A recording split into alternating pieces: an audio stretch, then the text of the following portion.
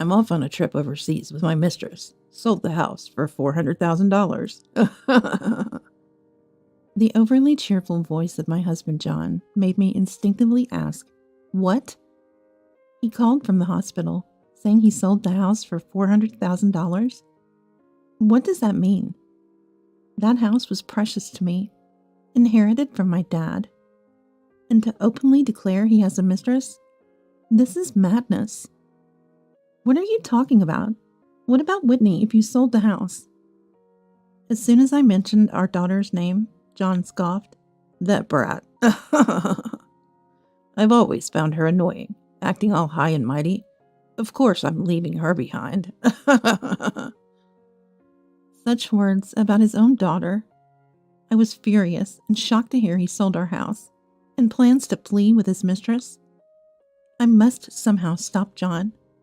Even if he says he sold the house, it can't be transferred that quickly. I have to do something. My name is Vivian, a 39-year-old housewife. I wish I could say I live happily with my husband John, a year older than me, and our 9-year-old daughter Whitney, but our relationship with John is far from harmonious. Since our marriage, John's personality has gradually twisted, and I've been suspecting his infidelity for a year now. Without proof, I've been unable to act, and John doesn't seem to hide his cheating. John works at a factory for a parts manufacturer and goes out drinking 4 or 5 nights a week after work. It's possible he goes out with work colleagues, but he didn't go out this often until a year ago. Moreover, John comes home smelling of unique perfumes and preparing luxury bags and shoes I've never seen as gifts. Of course, he never gives them to me, often leaving the house with them. I'm too scared to confront him about his infidelity, cowardly waiting for concrete evidence. He's a different person from the John I met. We met 10 years ago, dated for a year, and then got married. I was drawn to his kindness and gentlemanly manner, and before I knew it, I was in love. We got engaged on our first anniversary and married, with Whitney born soon after. It seemed like a happy marriage from the outside. But why has it come to this? It all started when Whitney turned 1. As Whitney turned 1 and became more active than ever, rummaging around the house, parenting became increasingly challenging. As a housewife, I was with Whitney all day long, but sometimes it was too much for me alone, and I started asking John, after work, to help with baths and meals. Initially, perhaps due to a sense of paternal duty, John helped as I asked, but as the days went on, he seemed to grow resentful and stopped engaging in childcare. I've been thinking, isn't this your job? You're the housewife, so you should be able to handle childcare alone. Why should I, tired from work, have to help? John's frustration exploded with those harsh words, and after throwing them at me, he left Whitney and me in the living room, quickly retreating to the bedroom alone. I tried to calm Whitney, now in the terrible twos, and throwing tantrums, even over getting into pajamas, while John's words painfully stabbed my heart. Afterward, John completely disengaged from Whitney. Even on his days off, when Whitney asked, "Daddy, let's play," John would respond, "Playing is Mommy's job. I'm busy," while reading a magazine. He never tried to understand Whitney's feelings. When Whitney cried, he would snap, "Hey, don't cry over this. What kind of parenting is Vivian doing? A housewife who can't even handle childcare? How incompetent."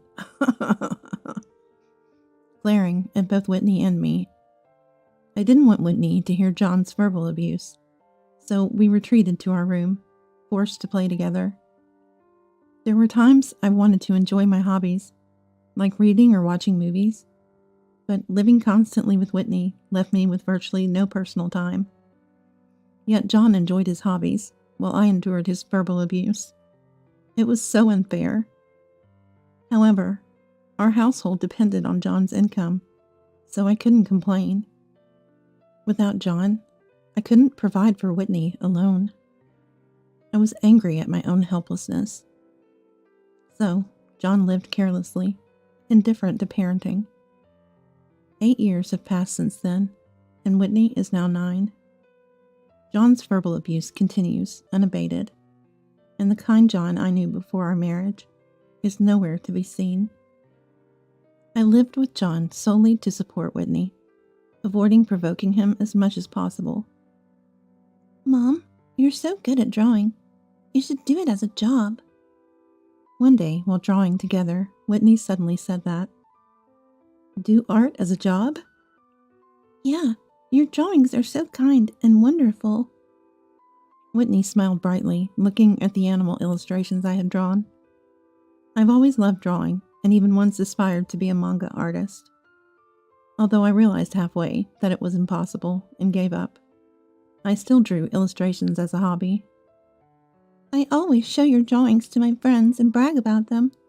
They all say they're amazing. I'm envious of you being able to draw like that, Mom. Despite having a twisted dad like John, Whitney grew up honest and straightforward. She's cheerful, the complete opposite of my introverted self. She seems to have many friends at school and is favored by her teacher. I felt so proud when Whitney complimented my painting. Knowing Whitney was watching me gave me confidence. Thank you. I'm so happy. When I said that, Whitney's smile bloomed like a flower. If Whitney can smile, I feel like I can keep going in this life. I quietly thought to myself. That night, John came home drunk as usual, stumbling into the living room as soon as he arrived. He was completely intoxicated. His drinking had been getting worse lately, to the point of concern. Sighing, I peeled off his jacket and checked his pockets. What's this? Usually there's nothing but keys in his pockets, but this time a piece of paper caught my eye.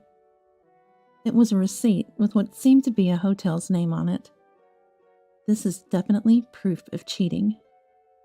I had suspected his infidelity, but now I had physical evidence.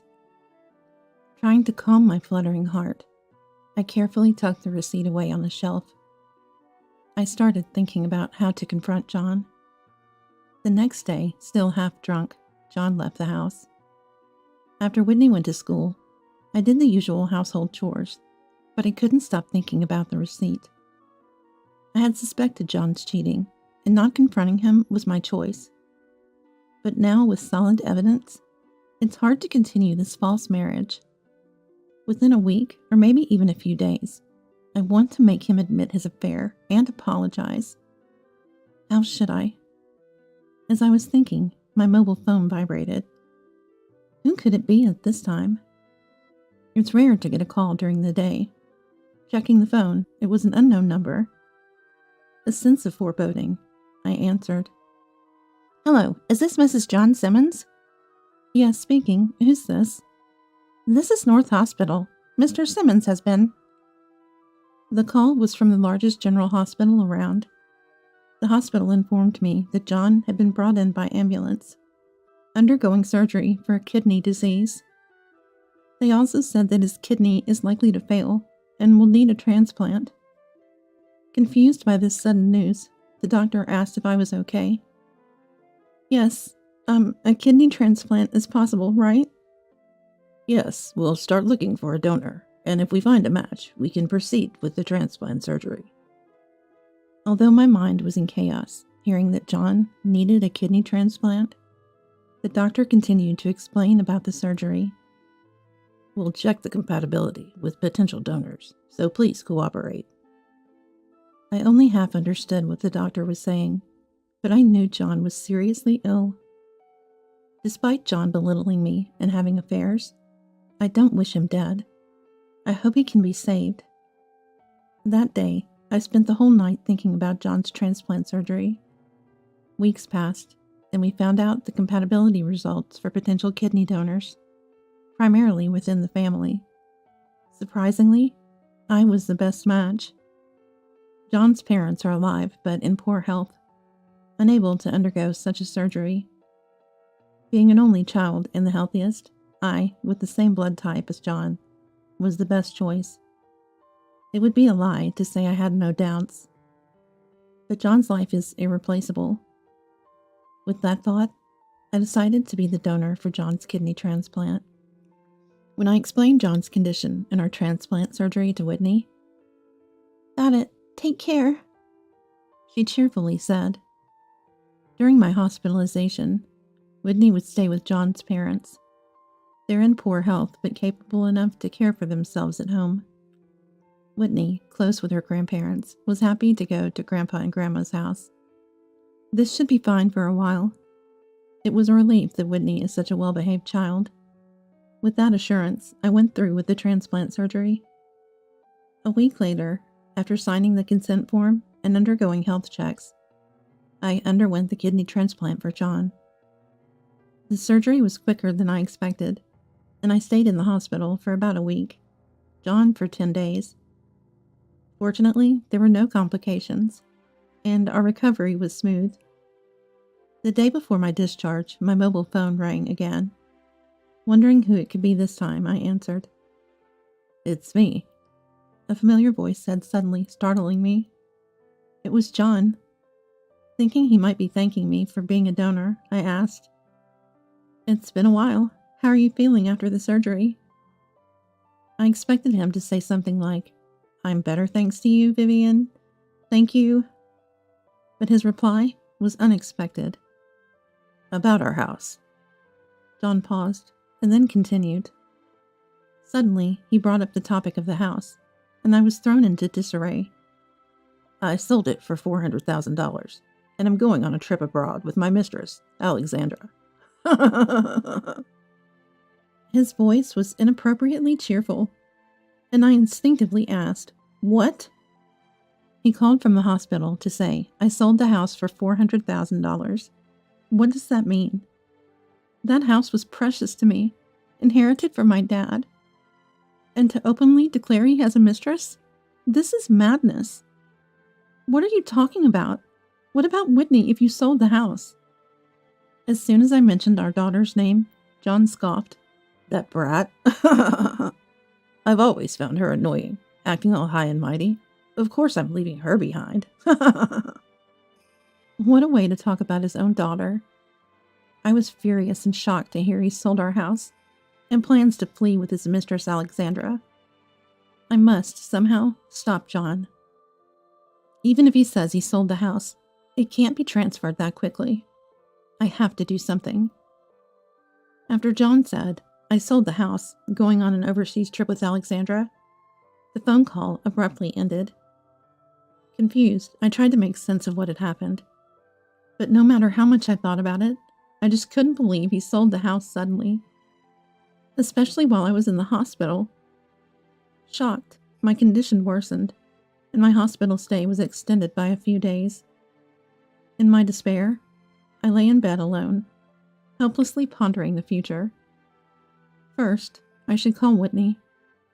Without the house, Whitney and I have nowhere to return.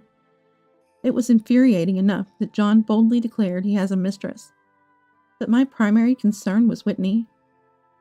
I called my in-laws' house, and my mother-in-law Yasmin answered. She quickly handed the phone to Whitney. "Hello, Whitney. I'm sorry. It looks like Mom's hospital stay got extended. Are you okay? Not too lonely? Also, I heard Dad sold the house. We have nowhere to go back to, right?" Worried, I bombarded her with questions. Then Whitney replied cheerfully, "Mom, it's okay. I've taken care of it." Taken care of it? Confused by her words, I was puzzled. "Dad said he asked his mistress to sell the house, but actually, Grandpa and Grandma..." Whitney detailed the events that had transpired during my hospitalization. I was stunned by the unexpected turn of events that had unfolded without my knowledge. "So, Mom, rest easy, I'm fine."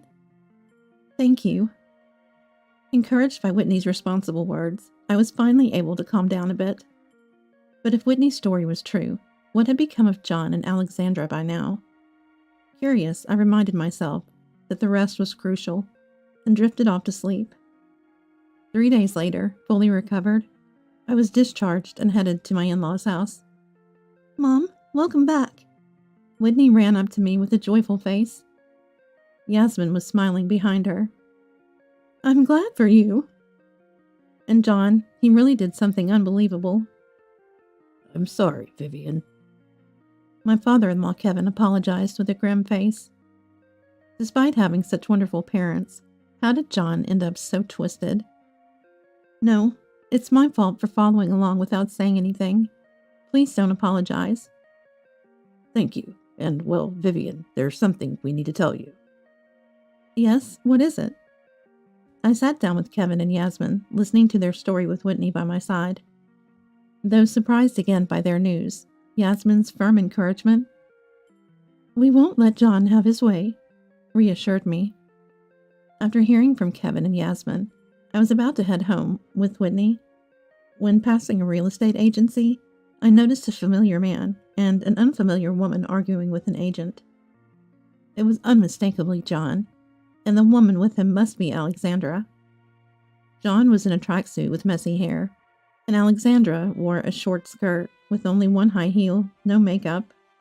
Hey, what do you mean the house can't be sold? Yeah, what about my $400,000? Well, the buyer canceled the purchase last night, so the contract is no longer valid. Huh? Why cancel? Damn it. Seeing John stamping his feet and Alexandra shrieking at his side, passers-by turned their gaze in surprise. Whitney and I were also shocked, but realizing it was about us, we approached them. What are you doing here? Startled by my sudden voice, Alexandra let out a ridiculous, "Huh?" upon recognizing me. What are you doing here? Ah, I get it. You're behind this, aren't you? You must have convinced the buyer not to go through with it. Huh? This is unbelievable. What are you even talking about? As John and Alexandra hurled insults, I suddenly moved Whitney behind me to protect her. Confused, the real estate agent listened as I introduced myself as his wife.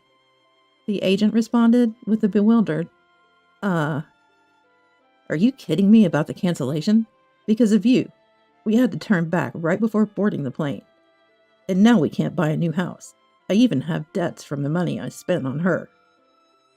John pointed at his mistress as he said her. I see. Finally, I understood John's intentions.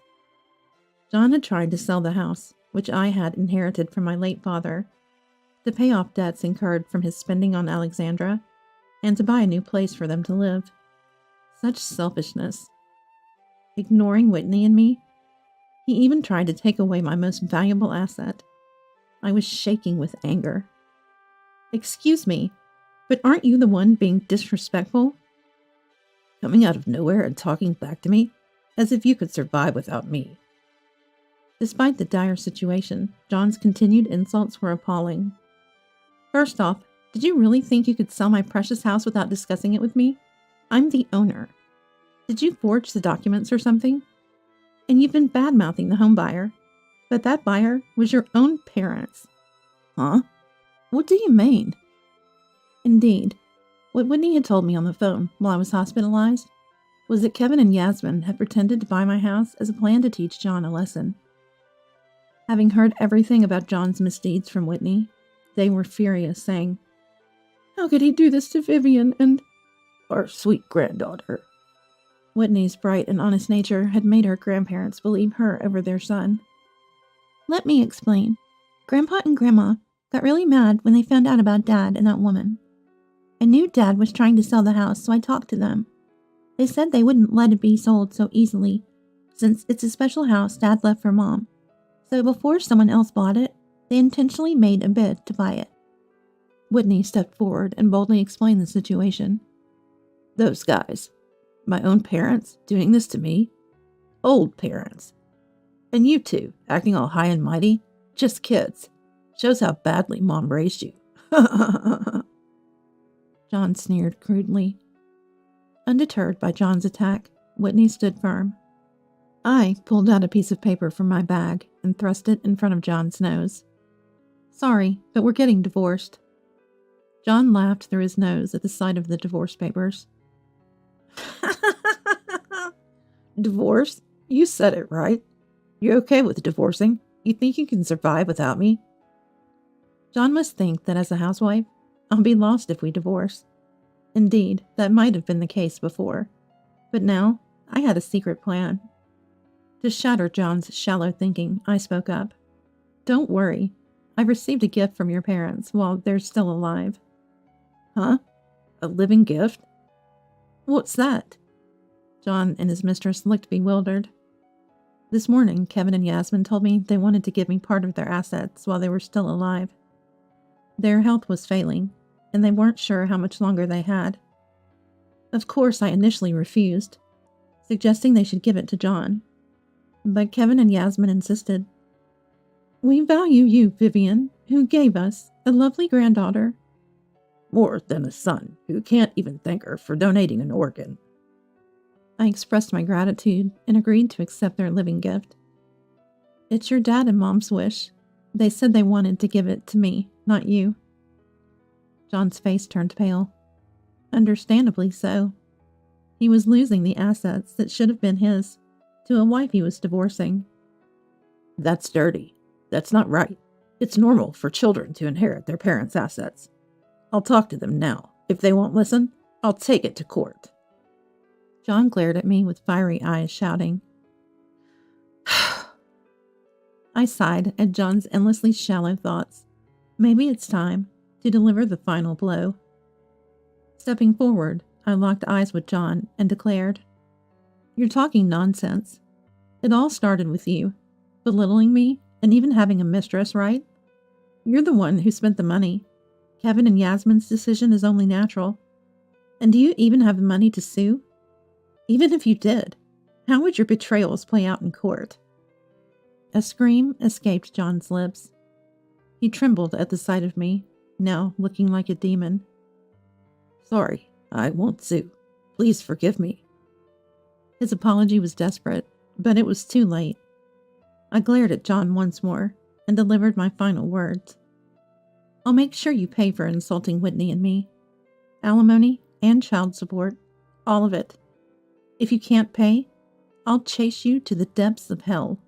Be prepared. John and Alexandra screamed and ran away. The real estate agent, who had witnessed everything. Thank you, he said with relieved posture. No, I'm the one who should apologize for causing you trouble. With those words, I quickly left with Whitney, heading back home. Mom, you are so cool. Thank you, Whitney, for fighting for Mom. Despite the situation, Whitney's face was lit with a smile. I vowed in my heart to protect her for a lifetime. A few days later, I was able to successfully divorce John. It felt surreal that my long-endured marriage ended so easily with just a piece of paper. I wondered why I had tolerated it all for so long. John, having squandered his money on Alexandra, had to take out a loan to pay the alimony. Alexandra left him saying, I can't be with such a poor man anymore. To add to his misfortune, John's company faced a sales decline due to material shortages and had to cut labor costs. Working in the factory, John was one of the first to be laid off. It's unfortunate, but I can't help but think there was a reason for his layoff. Probably those with poor performance and behavior were the first to go. John, who acted arrogantly at home, must have behaved similarly with his subordinates at work. Now, having lost his job, wife, and lover, John is barely making ends meet with part-time work. Without the energy to job hunt, he's settling for part-time jobs that allow him to work and rest at his leisure, probably leading to a bleak life. But I couldn't muster any sympathy for him. I gave John a part of my kidney and did everything I could. Yet he ridiculed me, and it seems like karma has caught up with him. He can sweat it out just to pay off his debts. As for me, I started working on illustrations, inspired by Whitney's compliment about my drawing skills. While the orders are still few, my customers praise my work as meticulous and skilled. I'm determined to increase my clientele and provide a good life for Whitney.